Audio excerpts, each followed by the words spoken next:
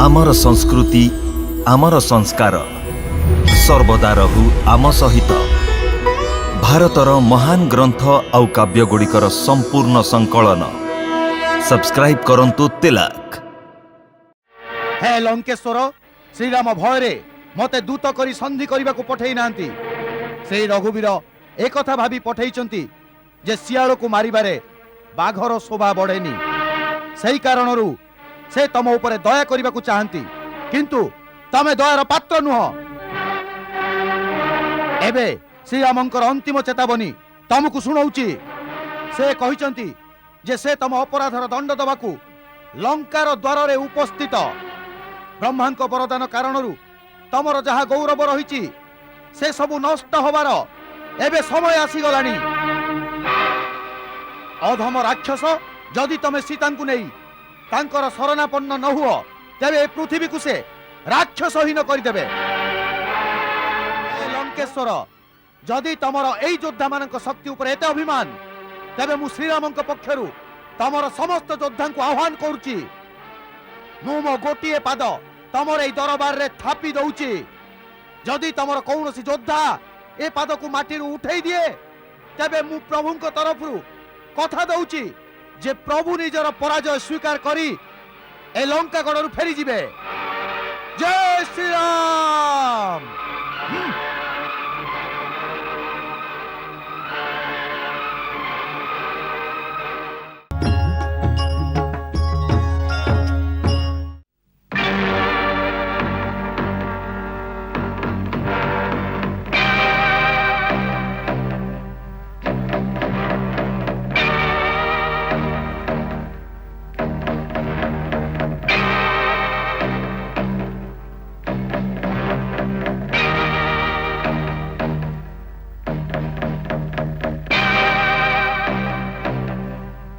सावधान!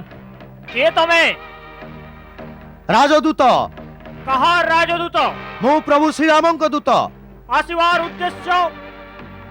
लंका नरेश रावण को मु प्रभु श्रीरामंक संदेश देवी। सही छिड़ा हुआ अनुमति मिलला परे जे आकु आसीबो। मो अनुमतिर अपेक्षा करूची। ये शत्रुर दूत। शत्रु पक्षर दूत सेनानायक को खबर दिया। शत्रु पक्षर दूत सेनानायक को खबर दिया। शत्रु पक्षर दूत सेनानायक को खबर दिया। शत्रु पक्षर दूत सेनानायक को खबर दिया।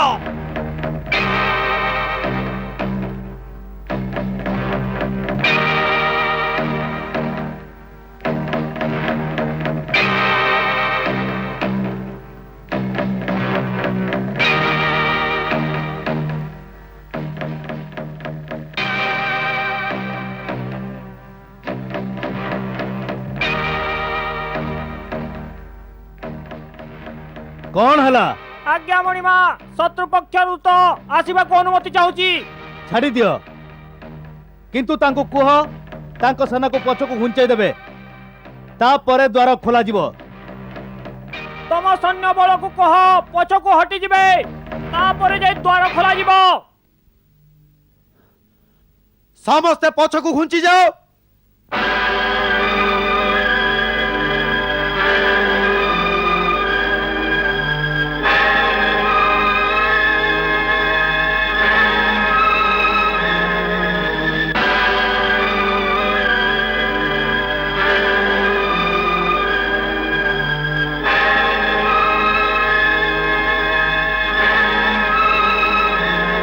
दूर को चली गलेनी।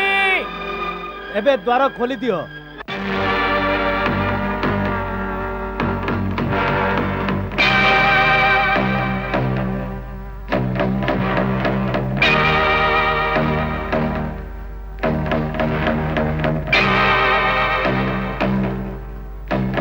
शांति दूत होई अंगद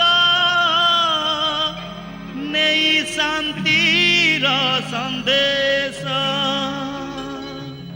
असत्य धर्म नीतिर गड़रे करे प्रवेश। गड़रे करे प्रवेश। ତମେ ମହାରାଜାଙ୍କୁ ଭେଟିବାକୁ ଚାହୁଁଛ? ହଁ, ଦୂତର ଅସ୍ତ୍ର ଆବଶ୍ୟକ ହୁଏନି। ତମର ଗଦା ଏଇଠି ରଖିଦିଅ।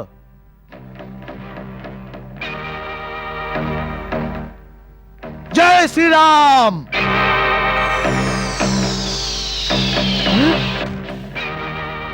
ଇଏ ତ ରାଜକୁମାର ଅଙ୍ଗଦଙ୍କ ଗଦା। ଏହାର ଅର୍ଥ କ'ଣ? ସେମାନେ ଦୂତକୁ ନିଜର ଅସ୍ତ୍ର ତ୍ୟାଗ କରିବାକୁ କହିଥିବେ। ସେଥିପାଇଁ ରାଜକୁମାର ନିଜର ଗଦା ସେମାନଙ୍କୁ ନ ଦେଇ ନିଜ ସେନା ପାଖକୁ ପଠେଇଦେଲେ।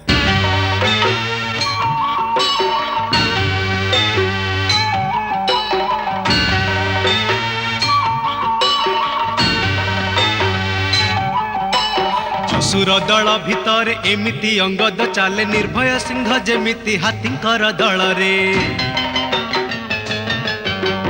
ରାମଙ୍କ ଆଶିଷ ନେଇ ଅପୂର୍ବ ଦମ୍ଭରେ ବୀର ଦେଇଛି ଲମ୍ଫ ଯେମିତି ଅତଳ ସାଗରରେ। ପାରିବ ବାର କି କିଏ କେହି କ'ଣ କରିପାରେ, ସୂର୍ଯ୍ୟଙ୍କର ପ୍ରକାଶକୁ ନିଘଞ୍ଚ ଜଙ୍ଗଲରେ। ହଜାରେ ବୀର ଅଛନ୍ତି ରାମଙ୍କ ସେନାନୀରେ, ଅଙ୍ଗଦ ପରିକେ ଅଛି ବୁଦ୍ଧି ଆଉ ବଳରେ।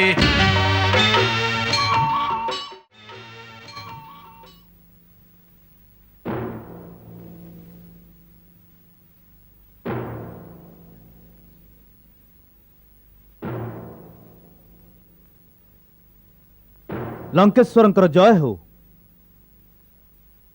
କଣ ହେଲା?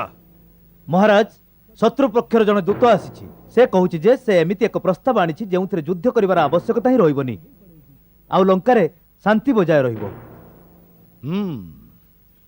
ଶାନ୍ତି ପ୍ରସ୍ତାବ ଆଣିଛି। ବା ରାମ, ଯୁଦ୍ଧ ପୂର୍ବରୁ ହିଁ ଶାନ୍ତି ଦୂତ ପଠେଇଦେଲୁ।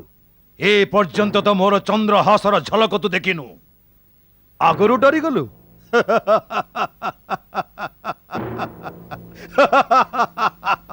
ପଠାଅ ସେ ଦୂତକୁ। ଯଥାଜ୍ଞା ମହାରାଜ।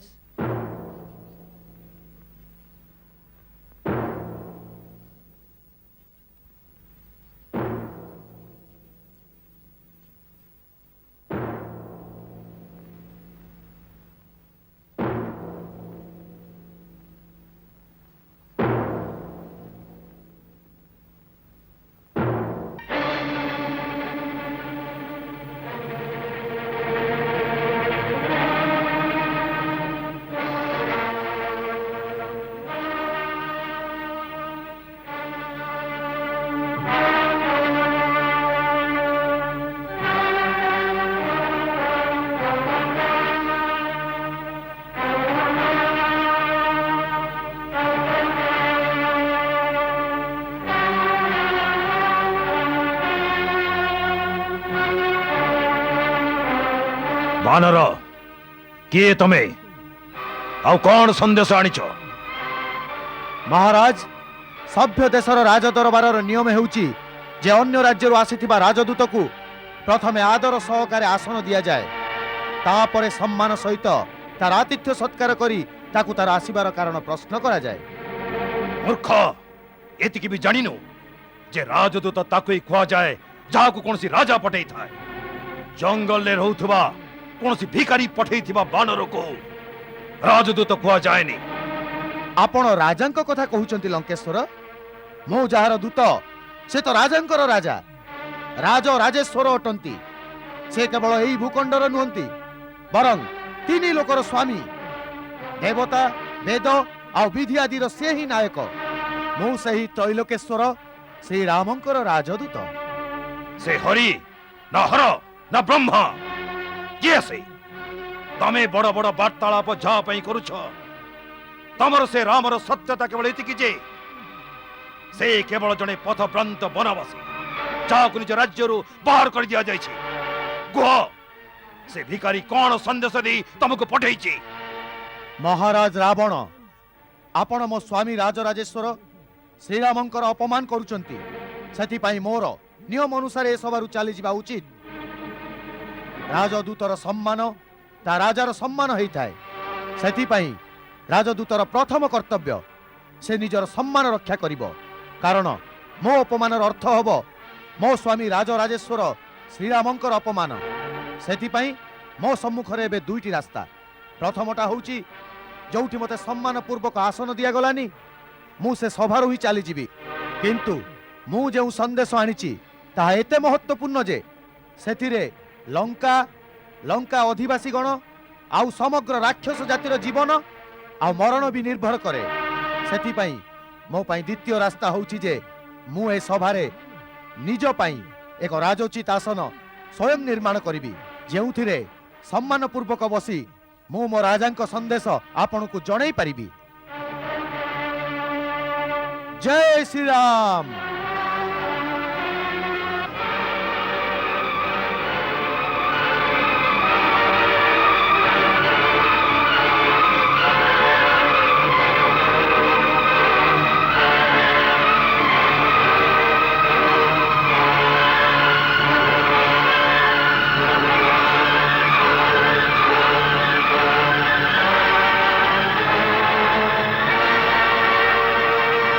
जय श्री राम।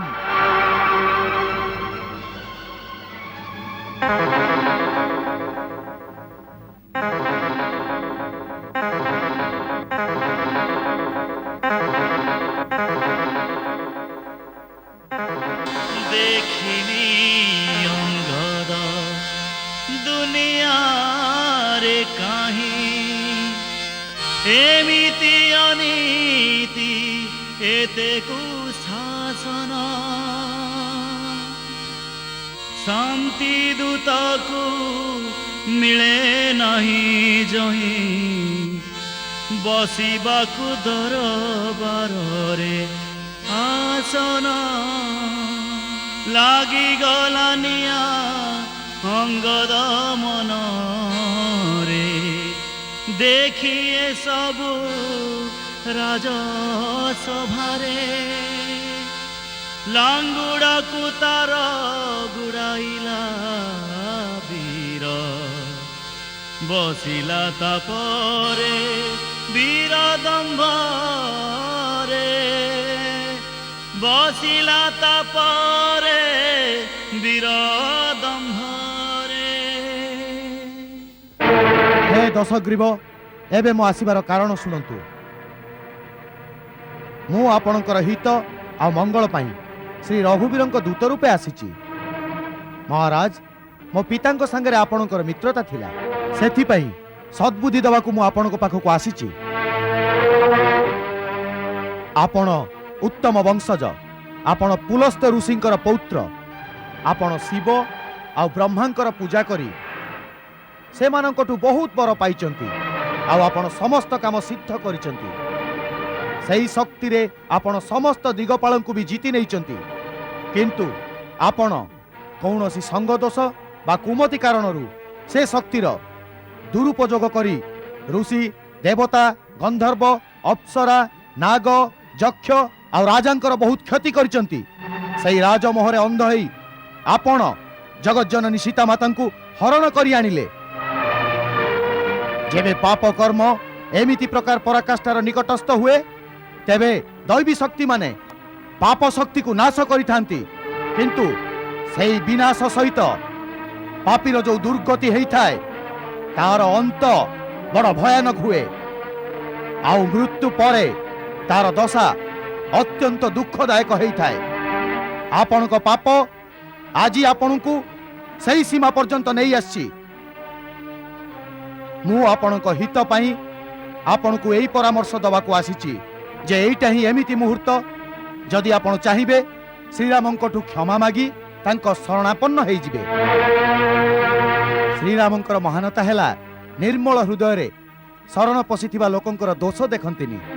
जे शरण पशि डाकिला जे मोर रक्षा करंतु प्रभु मते रक्षा करंतु एमिति आत्मचित्कार शुणिला मात्रे प्रभु निजर शरणागत को अभय प्रदान करी संसार समस्त दुखर मुक्ति देई थांती। तांक तीर रे तीनी लोक को एक संगे ध्वंस करिवार शक्ति थाई सुद्धा से जने सच्चोट वीर भली दया को छाड़ी नाहंती। सेथि पई आपण मो कथा मानंतु। एई मुहूर्त रे जोड़ हस्त हेई आ नम्रतार सहित निजर समस्त कुटुंबक सहित श्रीरामंक शरण पशि माता जानकी को उचित सम्मान सहित तांको फेरई दियंतु।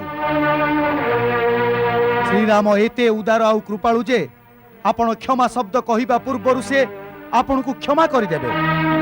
ଆଚ୍ଛା, ମୁଁ ଯଦି କ୍ଷମା ମାଗିବି ସେ ମୋତେ କ୍ଷମା କରିଦେବେ?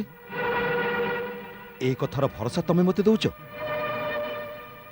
ମୋ ସୀତାଙ୍କୁ ନେଇ ମୋ କୁଟୁମ୍ବ ସହିତ ନତମସ୍ତକ ହେଇ ତାଙ୍କୁ କ୍ଷମା ମାଗିବା ପାଇଁ ଏତେ ଦୂର ତାଙ୍କ ପାଖକୁ ଯିବି, ଆଉ ସେ ମୋତେ କ୍ଷମା ନ କରି ଯଦି ବନ୍ଦୀ କରିନେଲେ ତାହେଲେ ସାରା ଦୁନିଆ ଏ କଥାରେ ହସିବ। ମୁଁ କେମିତି ଏ କଥାର ବିଶ୍ୱାସ କରିବି? ମହାରାଜ ରାବଣ ପ୍ରଭୁଙ୍କ ଉପରେ ବିଶ୍ୱାସ ରଖିବାକୁ ପଡ଼ିଥାଏ। ଯାହାର ପ୍ରଭୁଙ୍କ ଉପରେ ପୂର୍ଣ୍ଣ ବିଶ୍ୱାସ ନଥାଏ ତାକୁ ପ୍ରଭୁ କେବେ ବି ପ୍ରାପ୍ତ ହୋଇପାରିବନି। ଆପଣଙ୍କୁ ଆଶ୍ୱସ୍ତ କରିବା ପାଇଁ ମୁଁ ଏତିକି କହୁଛି ଯେ ଯେବେ ବାନର ସେନା ସୁସଜ୍ଜିତ ହୋଇ ଲଙ୍କାକୁ ଚାରିପଟୁ ଘେରି ନେଲେ ଆଉ ସମସ୍ତେ ଲଙ୍କା ଉପରେ ଆକ୍ରମଣ କରିବା ପାଇଁ ଶ୍ରୀରାମ ପ୍ରଭୁଙ୍କର ଆଜ୍ଞାର ଅପେକ୍ଷାରେ ଥିଲେ, ସେତେବେଳେ ସେଇ କରୁଣା ସାଗର ନିଜେ ମୋତେ କହିଲେ ଯେ ଯାଅ ଆଉ ରାବଣକୁ ଯାଇ କୁହ ଯେ ମୁଁ ଯୁଦ୍ଧର ଅଗ୍ନିରେ ଲଙ୍କାର ନିର୍ଦ୍ଦୋଷ ପ୍ରଜାଙ୍କୁ ଆହୁତି ଦେବାକୁ ଚାହୁଁନି। ଯଦି ସେ ଜାନକୀଙ୍କୁ ସମ୍ମାନର ସହିତ ମୋ ପାଖରେ ପହଞ୍ଚେଇ ଦେବେ ତାହେଲେ ମୁଁ ଏବେ ତାଙ୍କୁ କ୍ଷମା କରିଦେବି ଆଉ ଲଙ୍କାରୁ ନିଶ୍ଚୟ ଫେରିଯିବି। ମୁଁ ଶାନ୍ତି ଚାହେଁ। ତମେ ମୋର ଶାନ୍ତି ଦୂତ ରୂପେ ମହାରାଜ ରାବଣଙ୍କର ପାଖକୁ ଯାଅ। এই কথা রাম নিজে কইছন্তি, তমে মতে মো সীতা দেইদিও, মু ফেরিকি চালি যাবি, মু যুদ্ধ করিবিনি, মু শান্তি চাহে। ହଁ ମହାରାଜ, ଏକଥା ସେ ନିଜେ କହିଥିଲେ। হ্যাঁ, এই কথা তো মু তম মোর শুনিবাকু চাহুଥିଲି যে এই কথা রাম কইছি যে মু যুদ্ধ করিবিনি, মোর শান্তি দরকার। মূর্খ, এ কথারে তোতে রামর করুণা দেখাগলা, তার ভয় তোতে দেখাগলানি। রণক্ষেত্রে রাবণକୁ ସମ୍ମୁଖୀନ ହବାର ବିଚାରରେ ହିଁ ଯୋଉ ଧନୁର୍ଦ୍ଧାରୀର ହାତ ଗୋଡ଼ ଥରିବାକୁ ଲାଗିଲା, ଯାହାର ପ୍ରିୟ ପତ୍ନୀକୁ କେହି ହରଣ କରି ନେଲା ପରେ ବି ଶତ୍ରୁ ପାଇଁ ଏତେ ମାସ ଧରି ଯାହା ରକ୍ତରେ ପ୍ରତିଶୋଧର ଅଗ୍ନି ସ୍ଫୁଲିଙ୍ଗ ହେଲାନି, ସେ ରକ୍ତ କେବେ କ୍ଷତ୍ରିୟ ରକ୍ତ ନୁହେଁ। ସିଏ ତୋର ପରମ ବୀର, ଯିଏ ଭିକାରୀଙ୍କ ପରି ମତେ ସୀତାକୁ ଭିକ ମାଗୁଛି। ତାକୁ ଯାଇ କହିଦେ ଯେ ସୀତା କୌଣସି ଭିକ୍ଷାରେ ଦେବା ଭଳି ବସ୍ତୁ ନୁହେଁ। ଏଭଳି ଅତୁଳନୀୟ ରତ୍ନକୁ ତ ବାହୁବଳରେ ଜିତିବାକୁ ହେଇଥାଏ। ମାତା ସୀତାଙ୍କୁ ତ ସେ ନିଜର ବାହୁବଳରେ ହିଁ ଜିତିଥିଲେ।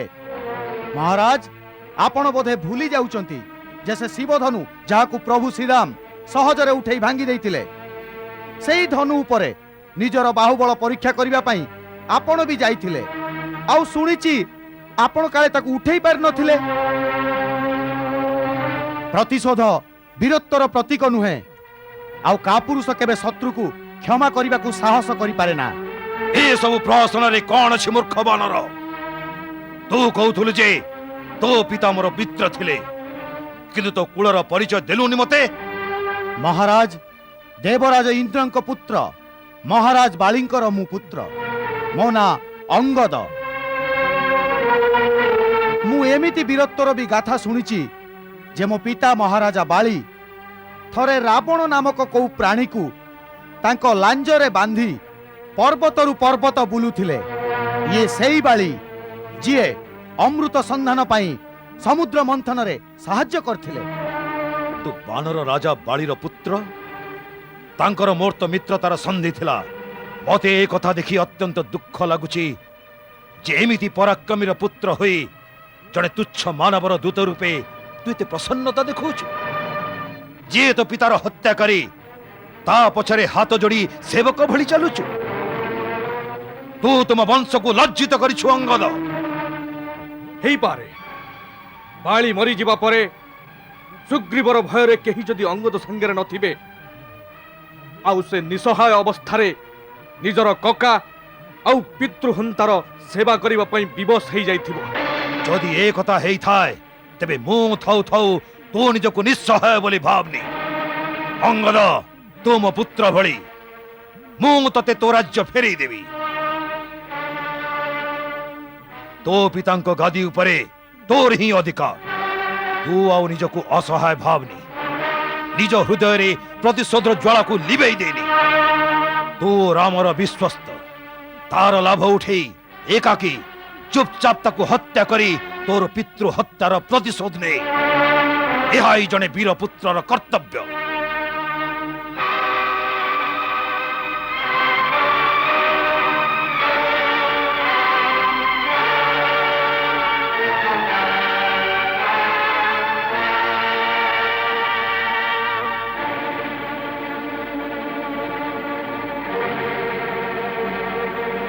हे दशानन आपण बारंबार वीरत्वर वर्णना करुचंती किंतु प्रकृत वीरत्वर गुण जानंतिनी महाराज।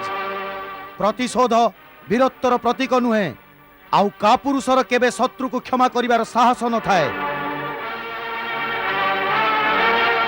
जदि प्रभु श्रीराम काहारी अपराध को भूली ताकू निज शरण रे आश्रय प्रदान करंती तेबे ताहा तांकर महानता, तांकर उदारता, तांकर परम वीरत्व कापुरुषता नुहे। जीए तांकर तीर रे आपणक अजा ताड़का मामू मारीच आपणक भाई खर दूषणक भली योद्धांकु आपणक विशाल सेना समेत एकाकी मारिदेले तांकु शक्तिहीन बोली भावंतुनी। से तीन लोकर स्वामी मो पराक्रमी पिता मृत्यु समय रे मते रहस्य कहिथिले आउ आज्ञा देइथिले जे मु जेमिति तांको सेवारे त्रुटि न करे। सेथि पई आपण मो उपरे दया परवश होई मोर सहाय्य करिबा दरकार नाही। एबे आपण निज उपरे दया करंतु आउ जदि पारंती श्रीरामंको शरणागत हेई निजर देश आउ राक्षस जातिर विनाश को प्रतिरोध करंतु। बस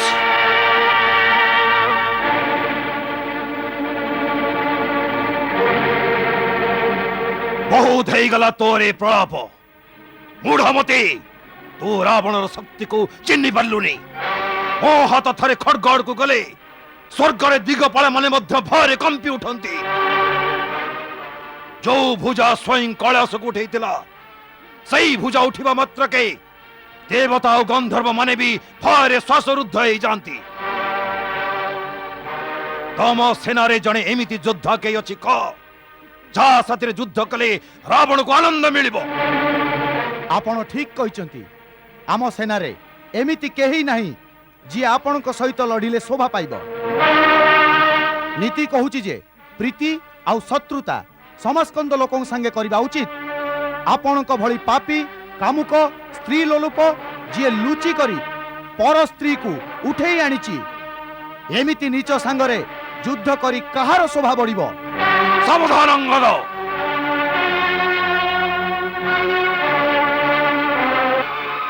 ए कथा भावनी जे तू दूत हे आसुची बोली चाह भी कहले तू मो हाथरू बर्ती जीवु। दूतर भी किसी मर्यादा रही थाए।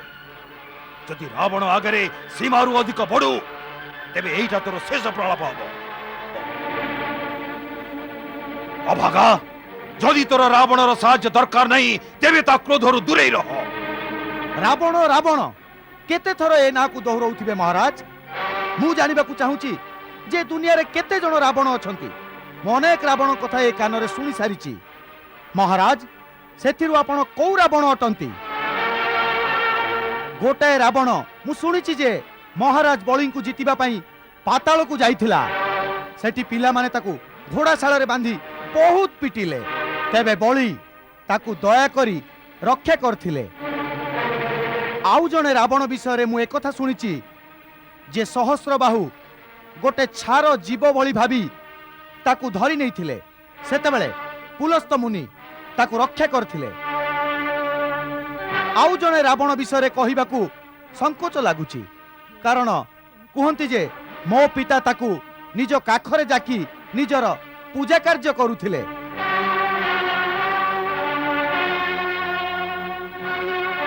एते बड़ बड़ वीर मानक मध्यरु आपण को वीर महाराज? मूर्ख मो सही बलवान रावण ताहार भुजा द्वार लीला कैलास पर्वत जानिछि। मोर योद्धा पणिया को उमापति महादेव स्वीकार करिछंती। मो शिर रूपी पुष्प अर्पण करी मु जहांकर पूजा करिछि। मो भुजार पराक्रम सही दिगपाल जानिछंती। मो छातीर कठोरता को 10 दिगर हस्ती जानिछंती। सही दिग्विजयंकर दांत ए छाती रे पिटी हेई भांगी जाइछि। मु सही जगत प्रसिद्ध प्रतापी रावण जहार चाली रे पृथ्वी एमिति दोहली थाए जेमिति की नारे कई हाथी बसिले दोहले। सही रावण सम्मुखरे तू तुच्छ मनुष्य राम कथा कहूचु। सठा बानरंक सहायता रे समुद्र उपरे से सेतु बांधी देला। एई तार वीरत्व। समुद्र को तो पक्षी माने भी लंघी थांती सेथिरे से माने योद्धा ही जानती नहीं। जोदी तो स्वामी प्रकृत रे वीर तेबे दूत कौन पई पठौथला ଶତ୍ରୁ ସାଙ୍ଗରେ ସନ୍ଧି କରିବା ପାଇଁ ତାକୁ ଲାଜ ଲାଗୁନି? ମହାରାଜ, ଲଜ୍ଜା ତ କେବଳ ଆପଣଙ୍କ ଗୁଣ। ସେଇ ଲଜ୍ଜାବଶତଃ ଆପଣ ବାରମ୍ବାର ନିଜର ପ୍ରଶଂସା ଗାଇବାରୁ ବିରତ ହେଉନାହାନ୍ତି। ହେ ଲଙ୍କେଶ୍ୱର, ରାମ ଭୟ ପାଇ ମତେ ଦୂତ କରି ସନ୍ଧି କରିବାକୁ ପଠେଇ ନାହାନ୍ତି।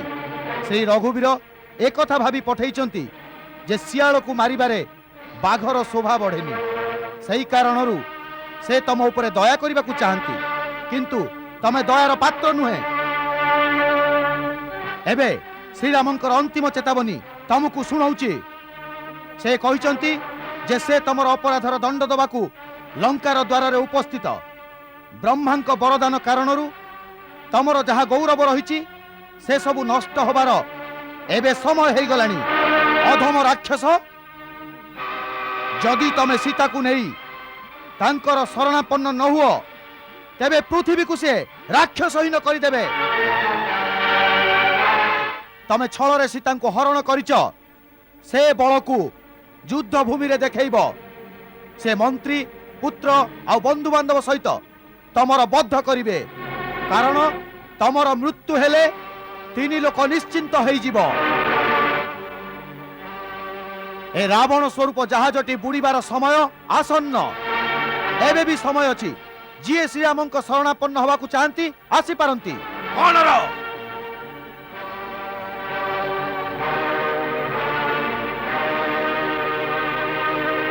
ଏବେ ଇଏ ନିଜେ ବଞ୍ଚିବାର ଅଧିକାର ହରେଇ ଦେଇଛି।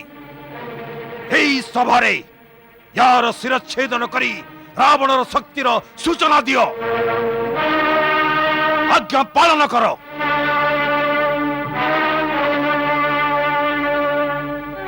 ରହିଯାଅ। ମହାରାଜ, ଏମାନେ ବିଚାରା ଆପଣଙ୍କ ଶକ୍ତି ମତେ କଣ ଦେଖେଇବେ? ମୁଁ ମୋ ଶକ୍ତି ଆପଣଙ୍କୁ ଦେଖାଉଛି। ଜୟ ଶ୍ରୀରାମ, ଜୟ ଶ୍ରୀରାମ।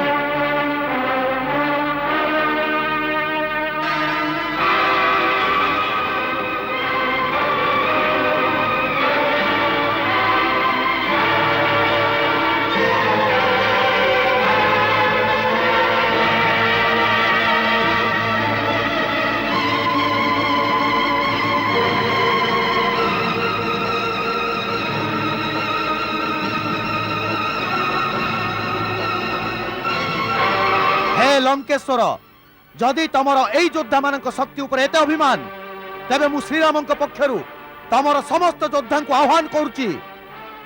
ମୁଁ ମୋ ଗୋଟିଏ ପାଦ ତମର এই ଦରବାରରେ ଥାପି ଦଉଛି। ଯଦି ତମର କୌଣସି ଯୋଦ୍ଧା ଏ ପାଦକୁ ମାଟିରୁ ଉଠେଇ ଦିଏ, ତେବେ ମୁଁ ପ୍ରଭୁଙ୍କ ତରଫରୁ କଥା ଦଉଛି ଯେ ପ୍ରଭୁ ନିଜର ପରାଜୟ ସ୍ୱୀକାର କରି ଏ ଲଙ୍କାଗଡ଼ରୁ ଫେରିଯିବେ। ଜୟ ଶ୍ରୀରାମ।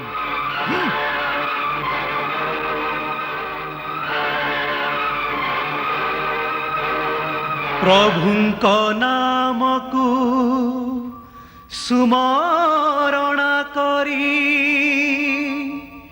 ପାଦ ଥାପି ଦିଏ ରାଜ ଦରବାରେ। ପାରିବ କିଏ ସେ ମୋର ପାଦକୁ ଘୁଞ୍ଚାଇ? ସେଇ ହିଁ ପାରିବ ଏବେ ଲଙ୍କାକୁ ବଞ୍ଚାଇ।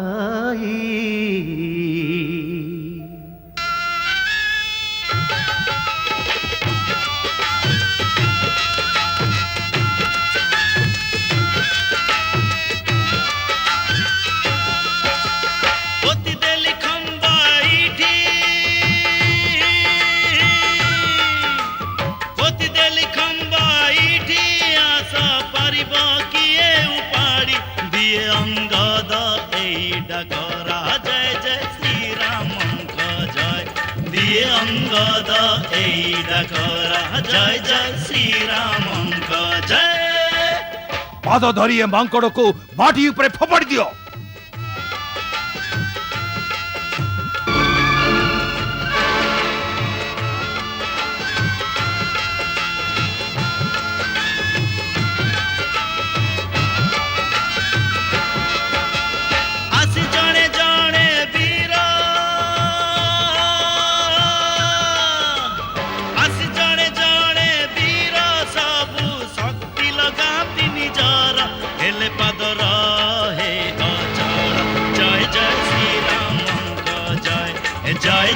শ্রীরামঙ্ক জয় জয় জয় শ্রীরামঙ্ক জয়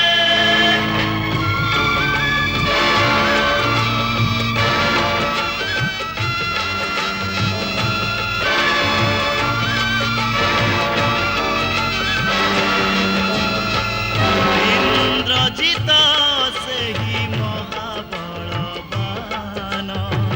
ঘর সে উঠাই মনে দম্ভ অভিমান হলে নাই মন জেনে পতিব্রত নারীর হলে নাই মন জেনে ঋষি ব্রহ্মচারীর অটল বিশ্বাস এই প্রভুଙ୍କ ପୂଜାରୀର ଅଚଳ ସ୍ଥିର ରହେ ପାଦ ଆଜି ଭକ୍ତର ରାଜସଭା ଚମ୍ବିତ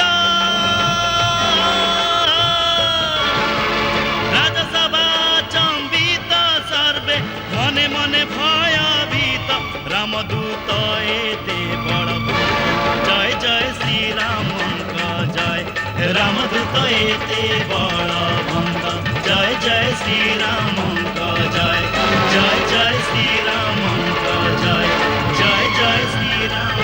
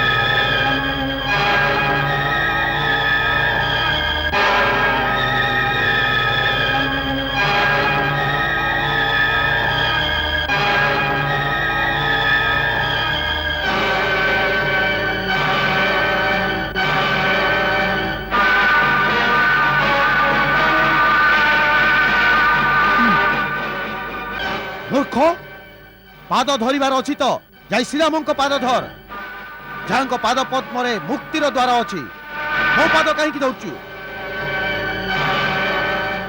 ମୋର ଆହ୍ୱାନ ତୋର ଯୋଦ୍ଧା ମାନଙ୍କୁ ଥିଲା ତୋତେ ନୁହଁ ତୋତେ ପୁଣି ମୁଁ ଏକଥା କହୁଛି ଯାଇ ଶ୍ରୀରାମଙ୍କ ପାଦ ଧରିନେ ତୁ ମୁକ୍ତି ପାଇଯିବୁ ମୁଁ କାଲି ସୂର୍ଯ୍ୟୋଦୟ ପର୍ଯ୍ୟନ୍ତ ସମୟ ଦଉଛି ତାପରେ ଲଙ୍କା ଉପରେ ଆକ୍ରମଣ ହବ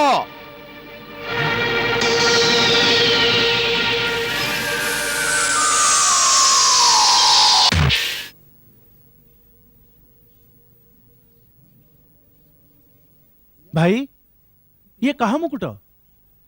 ଇଏ ତ ମହାରାଜା ରାବଣର ମୁକୁଟ। ରାବଣର? ହଁ। ଇନ୍ଦ୍ରଜିତ ବାନ୍ଧି ଦିଅ ତାକୁ, ବାନ୍ଧି ଦିଅ ତାକୁ। ଜୟ ଶ୍ରୀରାମ।